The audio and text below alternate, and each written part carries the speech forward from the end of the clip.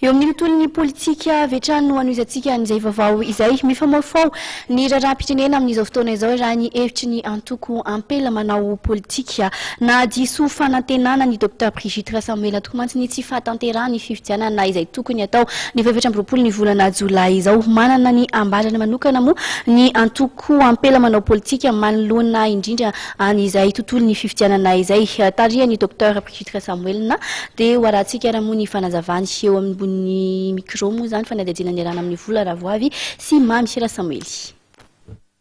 Mitaka ny tokony anatotsana ny fifidianana filoham-pirenena mialohan'ny faran'ny taona ity ny Antoko Ampela Manao Politika izay tarihan'ny dokotera Brigitte Rasamoelina. Ho an'ity antoko ity dia ilaina ny famarana nantetezamita ary fahazona filoham-pirenena voafidy ao anatin'ny taona 2022. Araka ny filaza moa tsy indray mandeha sadaika ny tonga teto fa efa marobe araka ny filaza sadaika zany araka idinika amin'izay tsaokevitra amin'ny eritreretintsika malagasy ary roviana indray ny dariko atao ka dia izay zany no andrasana fa izay zany dia maniry koa raha maniry hoe alao atao amin'ity tao ity ny fifidianana filoham-pirenena satria mitonitoy ihany le tetezamita kampiraraka mitoy ihany foana vahoaka me mandry tsy lavorary tsony ka dia alao toizina alao atao ny fifidianana amin'ity tao ity.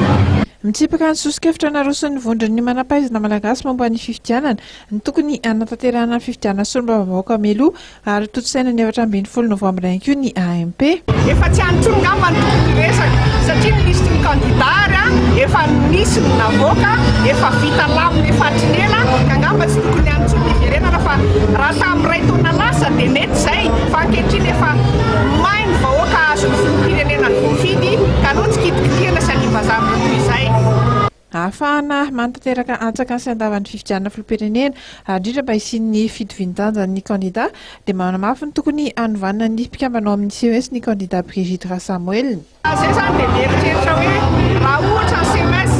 naka décision politique namoaka an'ilay lista reny rehefa izao ny vokany dia izay miantso amin'ny CES hoe hovainy mpikambanao dia manaova décision arakaraka ny lalàna misy ka izay kandida manaraka ny lalàna tao amin'izay mitoviko ny fitantanana ny kandida rehetrarehetra dia amin'izay tsy misy nitenitsony satria ny lalàna dia natao arahana fa tsy natao ejim-barotra. Ny mpikambanao anatin'ny Ampela Manao Politika izay ny fanome fotoana tetsy amin'ny